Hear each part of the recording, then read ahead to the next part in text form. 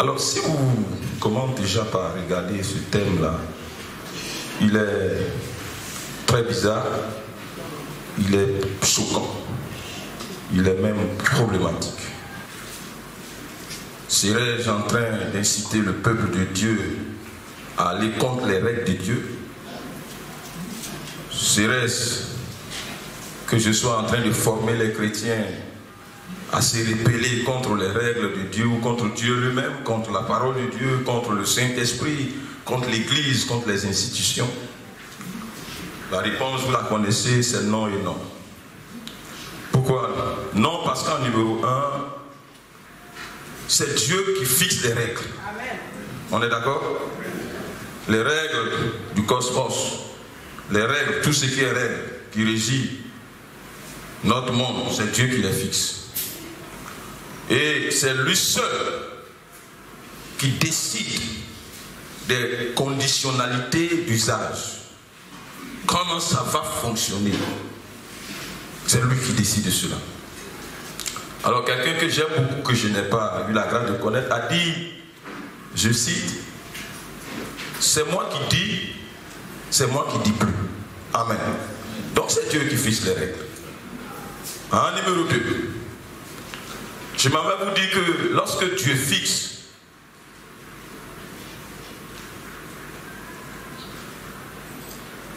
une règle pour les hommes,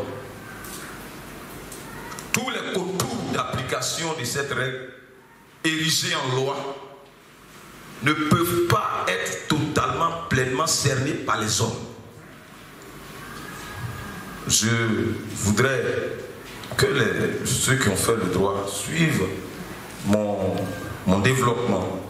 Et puis ensuite, on pourra discuter d'un point de vue juridique. Mais je reviens. Je répète cette phrase. Lorsque Dieu fixe une règle pour les hommes, pour la société, tous les contours d'application de cette règle qui est érigée en loi ne peuvent pas être totalement, pleinement cernés par les hommes. Ça n'est pas possible.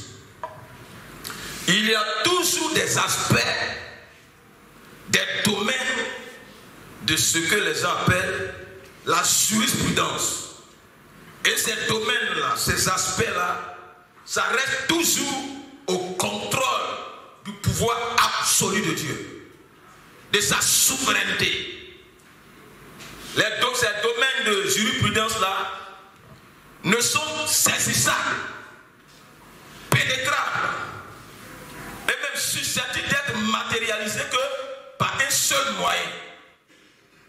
Alors, ce matin, je vous prêche un message qui est différent de tous les autres. Je vous prêche un message révolutionnaire. Amen. On se suit. Donc, je dis, Dieu a fixé une règle, mais comment la règle va fonctionner dans tout son contexte, les hommes ne peuvent pas savoir. Donc, il y a des aspects que les hommes ne peuvent pas saisir, qui rentrent donc selon le droit dans ce qu'on appelle la jurisprudence. Pour vous expliquer la jurisprudence, on peut dire, bon, en Côte d'Ivoire, il y a tant, et puis on se rend compte que dans l'application de la loi, selon les constitutionnalistes, il y a un point qui n'a pas été pris en compte. Donc on ajoute le point là, on fait jurisprudence. Alors que ce n'est pas écrit, mais on trouve un moyen pour régler dans l'application. Ça s'appelle la jurisprudence. Donc Dieu met une loi en place, et puis dans le fonctionnement, il peut arriver des changements qui sont de lui. Mais ces aspects-là, l'homme ne peut pas savoir ça. Je suis en train de vous introduire dans quelque chose de bien précis. Et ces aspects qui échappent à l'homme, aux nations, aux sociétés, aux institutions, on ne peut les saisir, les pénétrer et les matérialiser que par un seul moyen. Ce moyen-là, c'est l'émouna, la foi. Mais pas n'importe quelle foi. Il s'agit ici d'une foi qui pousse à défier Dieu lui-même. Bon, on parlera d'insolence. foi qui pousse à défier les limites du rationnel, de la logique, du majoritairement acceptable, du démocratiquement correct, de l'institutionnellement établi ou admis. Une émouna, on dit dans le jargon sacerdotal, une émouna trans et supra-institutionnelle. Ça veut dire que ce qui est établi là, ça va au-delà de ça.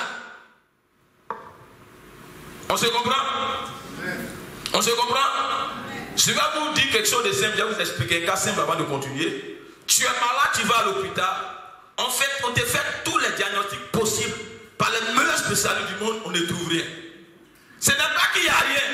Il y a un aspect spirituel que la science ne peut pas détecter, qui n'est détectable que par le moyen qui permet de rentrer dans le spirituel, l'émouna. Amen.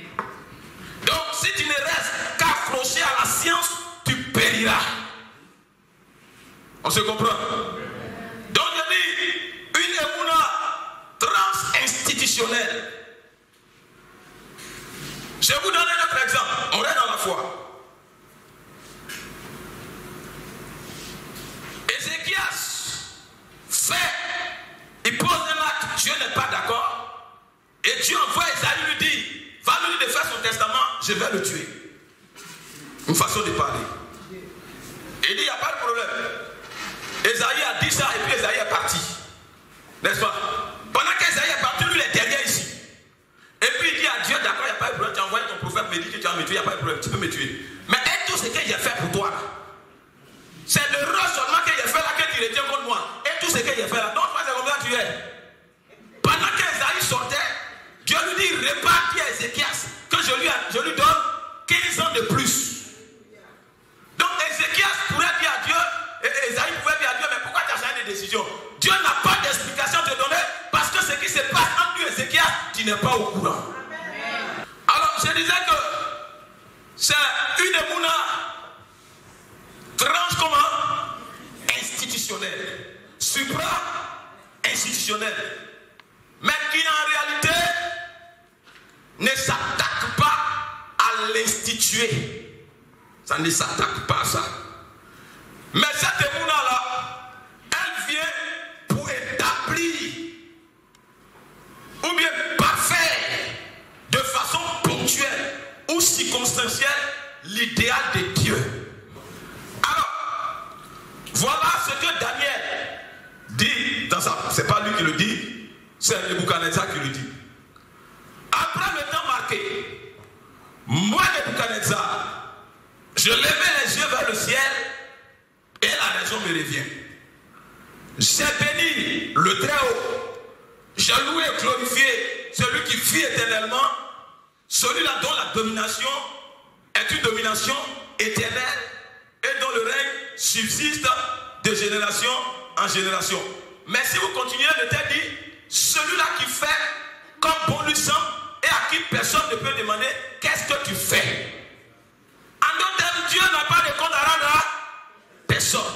L'homme de Mouna, l'homme de foi, il n'a pas souvent de compte à rendre parce que dans l'immédiat de son intimité avec Dieu, Dieu peut le pousser à poser des actes qui dépassent ceux sur lesquels vous êtes convenu. Mais en fait, c'est ce que Dieu veut. Alors j'en veux pour exemple biblique d'exception aux règles. Les cas suivants. La femme de 12 ans de perte de sang. Vous vous souvenez d'elle? Elle a décidé d'aller toucher notre Seigneur Jésus-Christ. Qui est Jésus? Jésus-Christ, c'est le Kohen Gadol par excellence. La loi d'Israël établit que on ne touche pas un sacrificateur lorsqu'on est impur. Et la femme, elle est impure, n'est-ce pas? Mais elle n'a pas fait à un sacrificateur. Elle a fait à un grand prêtre. Mais elle n'a pas fait qu'à un grand prêtre. Elle a fait au Kohen Gadol par excellence. Le plus grand des prêtres de tous les temps. Le saint des saints. L'immaculé. On se comprend? Comment on ne peut pas toucher un sacrificateur humain et puis c'est un grand prêtre divin? Regardez comment elle a osé. Quand il regarde, c'est comme si elle a décapité la loi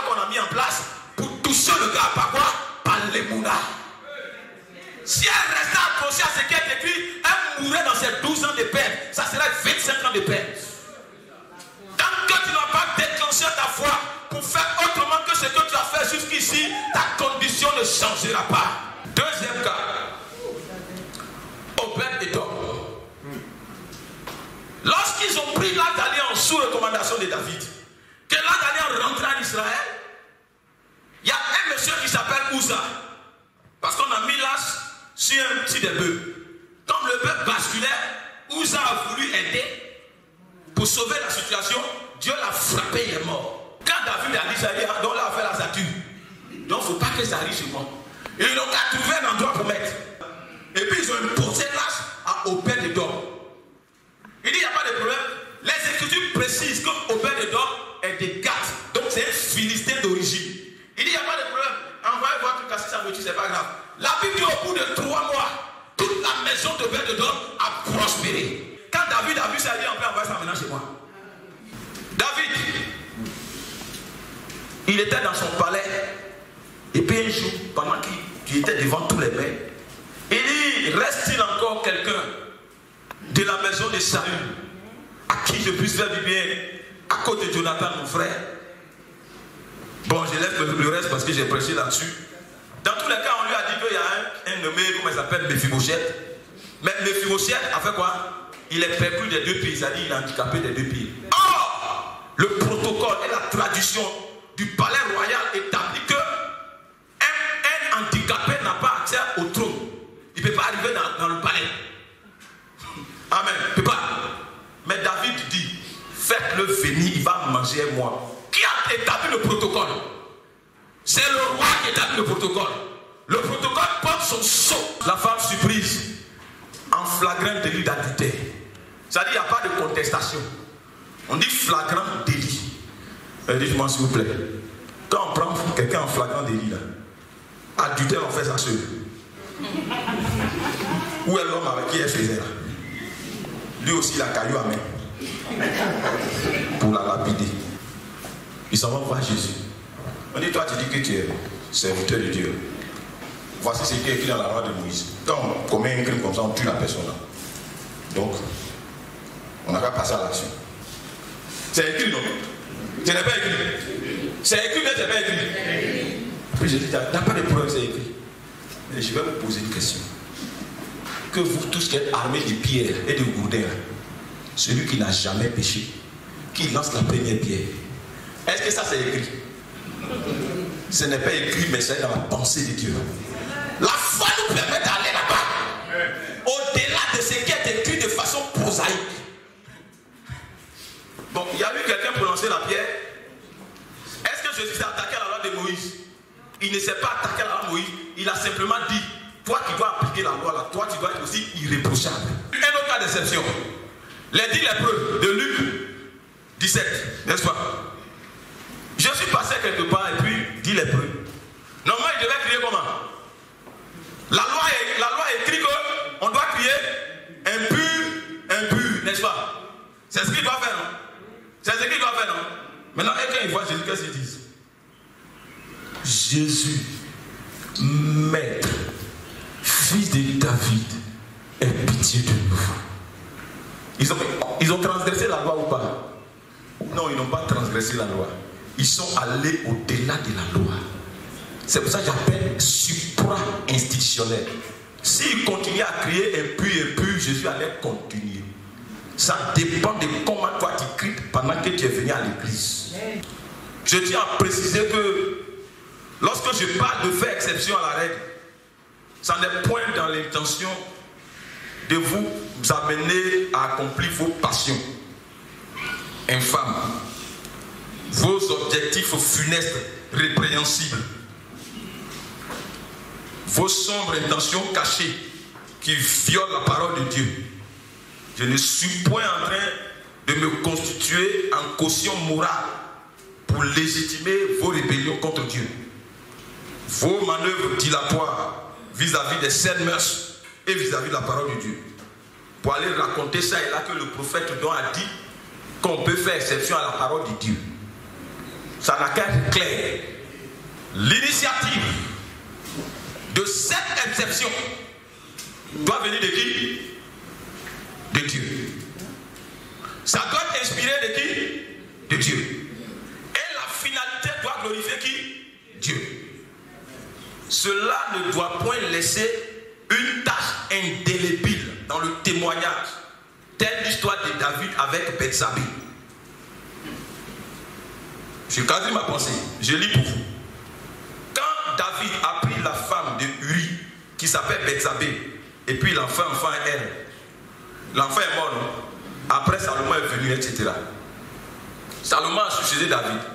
Donc on aurait l'impression que Dieu a cautionné l'acte de David. Mais je m'en vais vous lire ce que les Écritures disent. Lorsque les Écritures établissent la généalogie d'un point de vue humain de Jésus-Christ, là, dans Matthieu 1, verset 6, je lis pour vous. Obed engendra Isaïe ou Jessé. Isaïe engendra David. Et puis écoutez bien, le roi David engendra Salomon de la femme d'Uri. Vous regardez la précision, non? C'est-à-dire que Dieu n'a jamais accepté que... Là, il n'a jamais accepté ça. Il n'a pas accepté ça. En clair, dans ce dossier sombre-là, Dieu a pardonné sans avoir cautionné le crime. On a qu'à être d'accord, hein? Amen. Tu peux atteindre l'objectif, tu penses, mais ça reste une tâche comment indélébile. Ça, c'est écrit pour toujours. David a pris une femme de, comment ça s'appelle, c'est écrit. Des siècles plus tard, c'est écrit. 1 Samuel 21, verset 1. David se rendit à Nob vers le sacrificateur Abimelech, qui accourut effrayé au-devant de lui et lui dit: pourquoi es-tu seul et n'y a-t-il personne avec toi? David répondit au sacrificateur Abimelech: le roi m'a donné un ordre et m'a dit que personne ne sache rien de l'affaire pour laquelle je t'envoie et de l'ordre que je t'ai donné. J'ai fixé un rendez-vous à mes gens. Maintenant, qu'as-tu sous la main? Donne-moi 5 pains ou ce qui se trouvera. Le sacrificateur répondit à David: je n'ai pas de pain ordinaire sous la main, mais il y a du pain consacré. Si du moins tes gens se sont abstenus de femmes.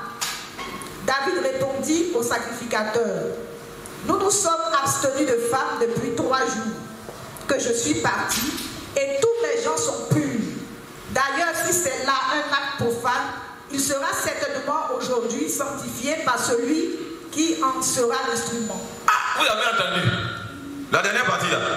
C'est ça qui m'intéresse, c'est reprendre. David répondit au sacrificateur. David répondit au sacrificateur. D'ailleurs, David répondit au sacrificateur. D'ailleurs, si c'est là un acte profane, il sera certainement aujourd'hui sanctifié par celui... Non, David Amélie, c'est le meilleur. Il dit, vous dites que les pains, hein, c'est pour les prêtres. Hein. Nous, on a faim. Et puis, on s'en sait pas pour le royaume. Hein? On va manger ça. Et si habituellement, on mange quand on est impur, nous, quand on va manger là, le pain là sera plein. Alors le sacrificateur lui donna du pain consacré, car il n'y avait là d'autre pain que du pain de proposition.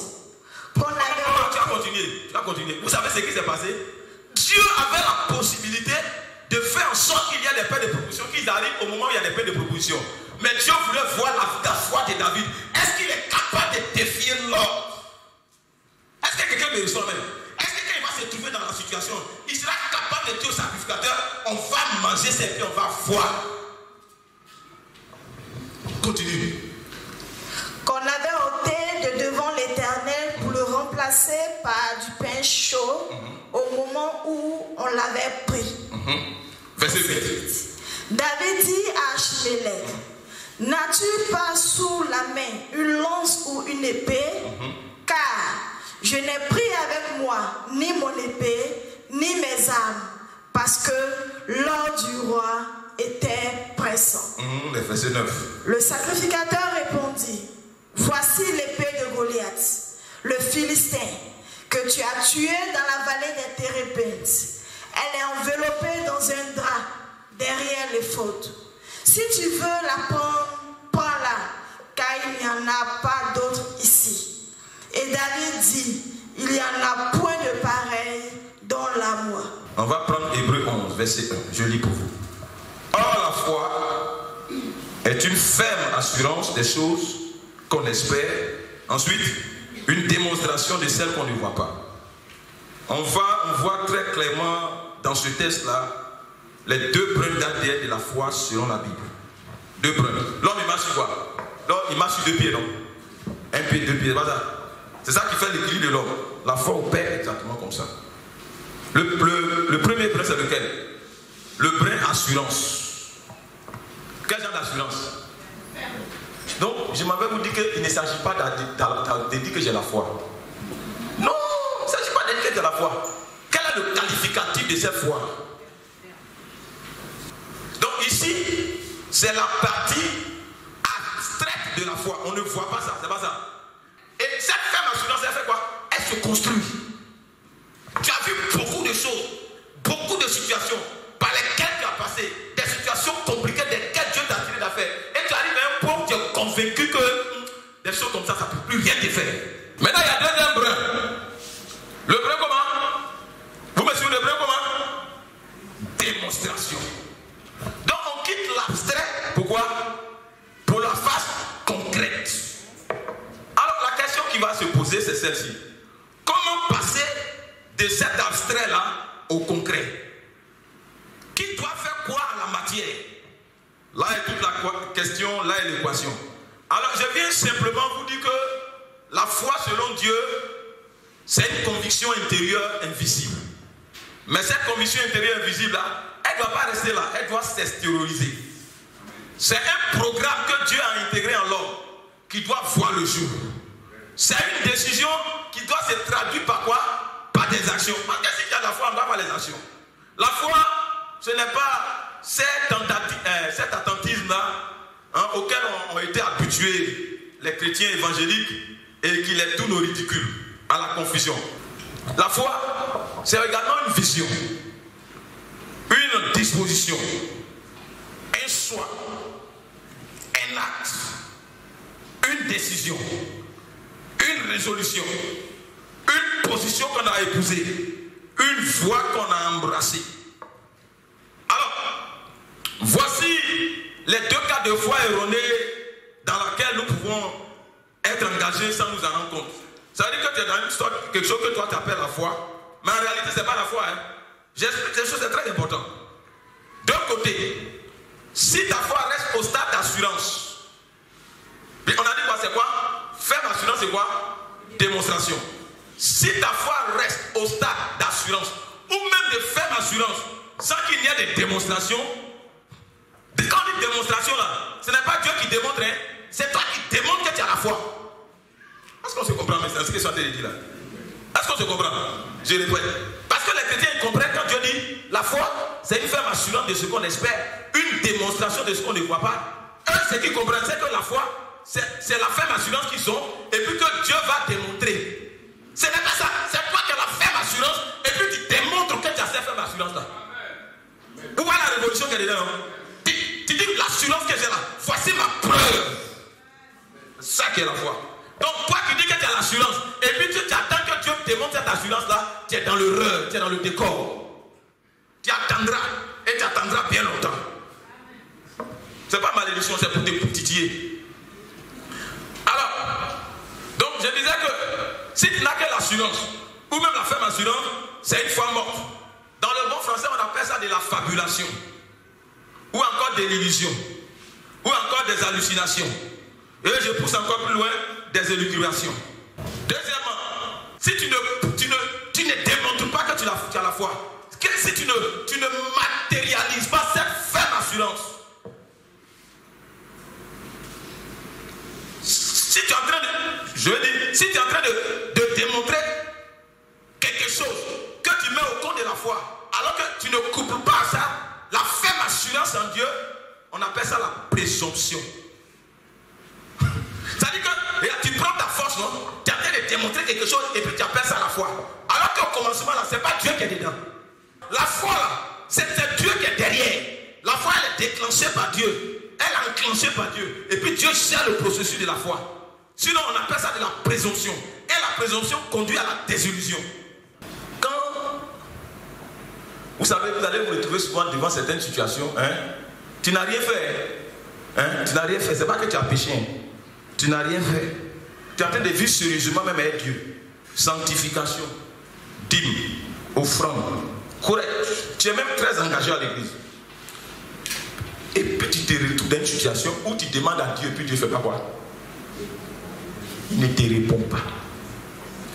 Quand Dieu compose pour vous une situation qui est telle que vous n'avez aucune autre alternative que d'agir sans l'implication directe de Dieu et que vous preniez votre responsabilité, sachez alors que vous avez compris la profondeur de la foi. J'explique. Tu es devant une situation, non? N'est-ce pas? C'est pas ça. Compliqué, bizarre. Et puis tu demandes à Dieu, Dieu ne répond pas. N'est-ce pas? En temps, tu dois agir. C'est pas ça. Mais en agissant, ça dit que ça implique ta responsabilité. Tu es face à la situation. Tu dois agir, tu demandes à Dieu, il ne répond pas. Tu demandes à Dieu, il ne répond pas. C'est pas ça. Si tu prends la décision d'agir, c'est que toi tu as compris la foi. Amen. Ça veut dire qu'en clair, dans la situation actuelle là, Dieu ne se sent pas concédé. Il estime qu'il a mis en toi la solution déjà. C'est pour cela qu'il se tait. Malheureusement, nous les évangéliques, comment on se comporte? Quand on est devant une situation qu'on prie Dieu, qu'il ne nous répond pas, on chante l'église, on chante des pasteurs. C'est pas ça? On va dans un camp de prière, tu vas te promener, tu seras un migrant dans la foi et rien ne changera. Ça veut dire qu'il estime qu'il a déjà le dépôt là, il a mis en toi. Il attend que tu poses l'acte et tu verras sa gloire. Il y a 5 types de silence de Dieu. Dieu peut se taire de 5 façons. On a ce qu'on appelle le silence punitif de Dieu. Dans punitif, vous entendez quoi? Ça veut dire que tu as fait quelque chose et puis Dieu n'est pas d'accord, il peut faire quoi? Il peut appeler toi.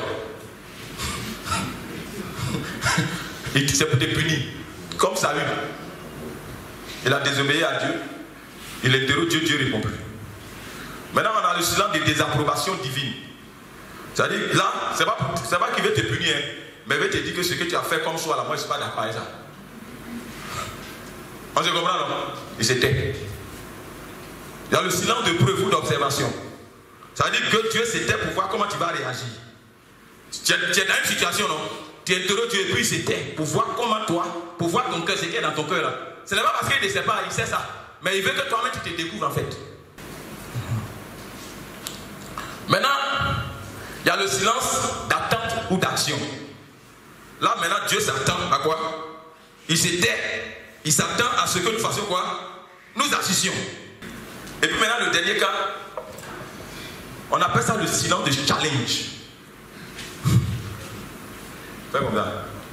C'est ça que je t'ai prêché ce matin. C'est-à-dire que là, Dieu s'était, c'est pas ça? Et puis il s'attend à ce que toi tu le défies. Tu le mets au défi. C'est-à-dire que quand il fait comme ça, c'est-à-dire que lui, il estime que toi, tu as fait tes preuves. Maintenant, sur la base de tes preuves, là, maintenant tu le défies. Voilà. Mais ça ne concerne pas ceux qui n'ont pas fait leurs preuves là. Non, parce que quand Moïse dit à Dieu, tu dis quoi? Tu veux détruire ce peuple là? Si tu détruis ce peuple, alors efface mon nom du livre de vie. C'est pas ça. C'est eu égard à tout ce qu'il a fait comme sacrifice. Hein? Son nom est écrit, mais toi-même, ton nom là même, on dirait que c'est en crayon. On va gommer ça rapidement. Tu as produit quelle preuve? Donc, toi-même là, tu as un problème dans ta vie et puis tu veux mettre Dieu à l'épreuve. Il faut être d'abord correct. La révélation de Dieu, l'information de Dieu nous appelle à une collaboration. Ça veut dire que quand Dieu te donne une révélation, ça veut dire par le fait de la révélation qu'il t'a donnée là, il t'a enrôlé dans le projet de la suite des temps. Il ne peut pas dire à Abraham, j'ai détruit Sodome et Gomorrhe pour qu'Abraham se taise. Qu'est-ce qu'il a informé Abraham? S'il informe Abraham, c'est pour qu'Abraham fasse partie du projet et qu'Abraham lui donne son point de vue. On se comprend bien. Donc lui, il espère qu'Abraham va lui donner son point de vue, un point de vue correct. Dieu ne mange pas les moutons, hein?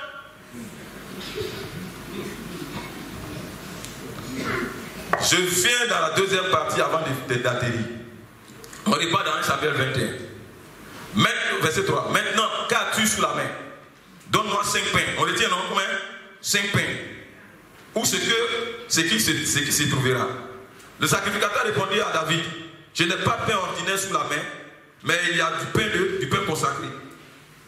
Si du moins tes gens se sont abstenus des femmes. David répondit au sacrificateur, nous nous sommes abstenus des femmes depuis 3 jours que je suis parti. Et tous mes gens sont purs. Et puis ils poussent. D'ailleurs, si c'est là un acte profane, il sera certainement sanctifié par celui qui sera l'instrument. En fait, la Bible dit que ce n'est pas l'objet qui sanctifie l'homme, mais c'est l'homme qui sanctifie l'objet. Je vais vous dire, ce n'est pas quand tu viens à l'église là que l'église te sanctifie. C'est toi qui sanctifies l'église. Je continue. On pousse plus loin. David dit à Achimélec, n'as-tu pas sous la main une lance ou une épée? Vous connaissez la suite. Mais je vais faire une observation capitale. Une série d'observations. On voit ici David qui demande au sacrificateur, donc dans la présence de Dieu, autant dans la spiritualité, puisqu'il est parti chez le sacrificateur, c'est pas ça. Donc David dans la présence de Dieu, dans le temple, si on pourrait dire, donc la spiritualité, il demande 2 choses. D'abord le pain. Le pain c'est quoi? Le pain c'est la matérialité. Le pain c'est le symbole de la force. Et puis deuxièmement il demande quoi encore? Il demande quoi encore? L'épée. L'épée c'est l'élément qui sépare le monde physique du monde invisible. C'est l'élément qui sépare le monde spirituel du monde visible. L'épée, c'est un instrument de guerre qui sert à se défendre, mais aussi qui sert à conquérir. Tout ça là pour dire quoi? Pour dire que ça, je suis très formel là-dessus. Quand on va dans la présence de Dieu, quand on va dans la présence de Dieu, c'est pourquoi? C'est pour se charger de quoi? Du pain. Pour se charger de la force spirituelle qui va nous permettre de par notre foi d'étendre nos limites dans le monde matériel. On se charge pour aller conquérir. Il faut qu'on se comprenne. Qu'est-ce qui a permis à David de revendiquer une telle chose? Qu'est-ce qu'il a revendiqué? Il dit, d'ailleurs, si c'est là un acte profane, il sera certainement aujourd'hui sanctifié par celui qui en sera l'instrument. Ah! Le gars, il est solide. Hein? Quel défi! Quelle foi! Mais je vais vous poser la question. Selon vous, qu'est-ce qui a permis à David de revendiquer ça? Si c'était un autre, on va dire quoi? Il est comment? Quand il s'appelle insolent, il est arrogant. Le pasteur va le regarder comme depuis qu'on dit que tu as des livres à terminer, impoli. Non, il n'est pas impoli. Mais il y a quelqu'un qui a répondu à ça. Son nom c'est Abigail. Qui est Abigail? La femme de Nabal. On va dans 1 Samuel 25, verset 27 jusqu'au verset 28. 1 Samuel 25, verset 27.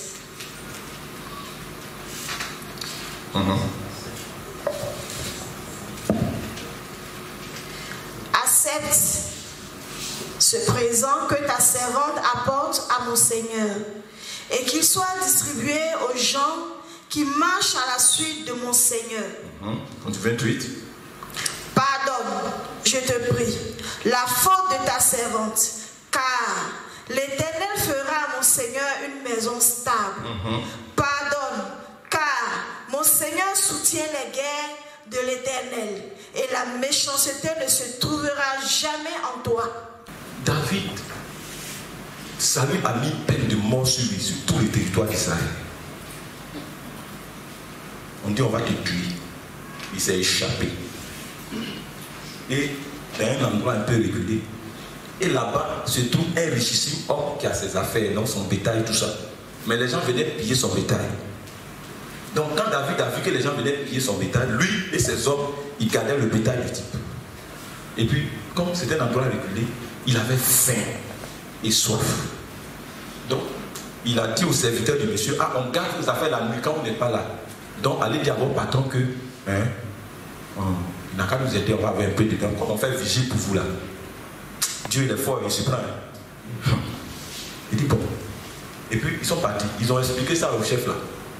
Et puis, le chef là, il dit, oh, ce voyou là, c'est un esclave qui s'est échappé de son patron. Il va rien manger, s'il ne lui donne rien. Et puis David a dit à ces éléments, ils sont venus faire le rapport. David, mon patron dit que tu ne mangeras rien. Et puis David a dit à ces éléments, lui il ne nous connaît pas encore. On va raser tout. Moi le gars me plaît David. Il me plaît tout. On va raser tout. Et puis les gens ils sont partis expliquer ça. Pas ils connaissent David. Parce que pour rester dans le désert la nuit, pour garder les troupeaux, tu dois être guéri. Il dit, oh, si de toute façon, nous, on risque de nous tuer. On va expliquer ça à sa femme. Expliquer ça à la femme. Quand il a expliqué à la femme n'a pas expliqué ça à son mari. Elle a pris des gens, accompagnement, on va le voir. Son mari dit, il dit, non, je vais me déplacer un peu, j'arrive. Quand elle allait avec ses proches, elle dit, mon Seigneur, c'est moi-même qui ai péché. Mon mari là, c'est un con. Si tu le regardes là, tu vas nous tuer nous tous, pardon. Et puis elle dit quelque chose. Elle dit, Dieu va te bâtir une maison stable. Et puis elle dit encore ceci. Mon Seigneur soutient les guerres de l'Éternel. Ça veut dire qu'en fait, les guerres que David a fait mener là, c'est les guerres de Dieu. Comme Dieu ne peut pas descendre lui-même là, David lui sert de main. Donc elle a compris ça. Elle dit, David soutient quelle guerre? Les guerres de qui? Les guerres de l'Éternel. Donc s'il se dresse comme mon mari là, il est mort. 1 Samuel 25, verset 30. C'est là qu'on termine le sujet de ce jour. Lorsque l'Éternel aura fait à mon Seigneur tout le bien qu'il t'a annoncé. Ah, je vais vous poser une question. Oh, comment cette femme elle savait ça? Redis encore. Lorsque l'Éternel aura fait à mon Seigneur tout le bien qu'il t'a annoncé. Comment elle savait ça? Continue. Et qu'il t'aura établi chef sur Israël. Ah, elle a eu la révélation. La femme a regardé. Elle a regardé. C'est lui-là qui a terrassé Goliath. Non. C'est lui qui a réussi Israël. Et lorsque l'Éternel aura fait du bien à mon Seigneur, souviens-toi de ta servante. Amen, amen. David dit à Abigail, béni soit l'Éternel, le Dieu d'Israël, qui t'a envoyé aujourd'hui à contre. David a répondu à la question qu'il vient de poser, non? C'est que c'est Dieu qui lui a inspiré cela. Sinon, quelqu'un de normal, d'ordinaire ne peut pas penser comme ça. Je vais terminer. David soutenait les guerres de l'Éternel.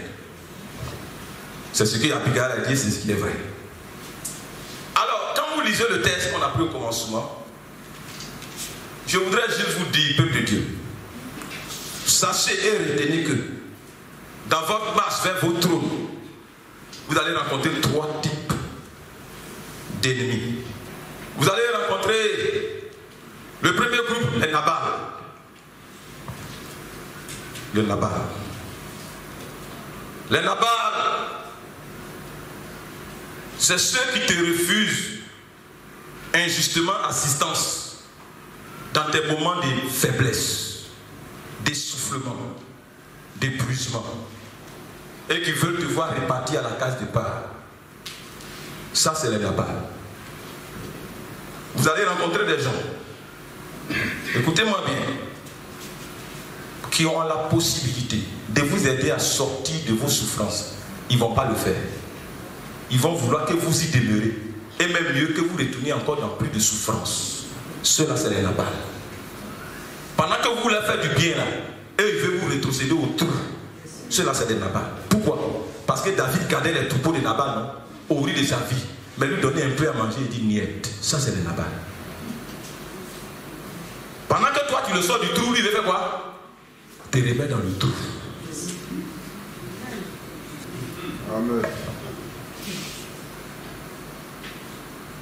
Vous rencontrerez deuxièmement les Doeg, les Domites.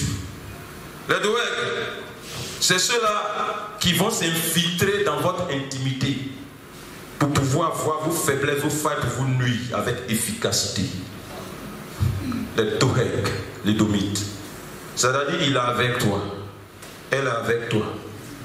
Tu ne vas pas détecter que c'est un Doeg correct, sans faille, mais c'est pour pouvoir cerner tout de toi, puis te liquider au bon moment. C'est un Doeg. Doeg, c'est les Domites.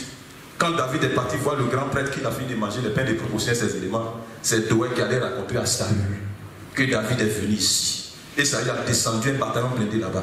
Ils ont liquidé les prêtres qui étaient là-bas. Ceux-là qui te sourient avec des grandes lèvres, mais qui ont un plan B caché dans leur cœur pour ta ruine. Vous marchez ensemble, hein? Mais il sait dans quelle destination il t'envoie. Au moment opportun, il va se révéler, tu sauras que c'est un Doeg. Tu ne peux pas savoir qui est Doeg tant que vous êtes ensemble. Mais quand une opportunité se présentera, où il va devoir choisir quand tu verras Doeg, il se manifestera. Doeg, c'est ceux-là qui disent d'être fidèles, mais loyaux à tes ennemis les plus nuisibles. Vous allez enfin rencontrer les Saül. Qui sont les Saül?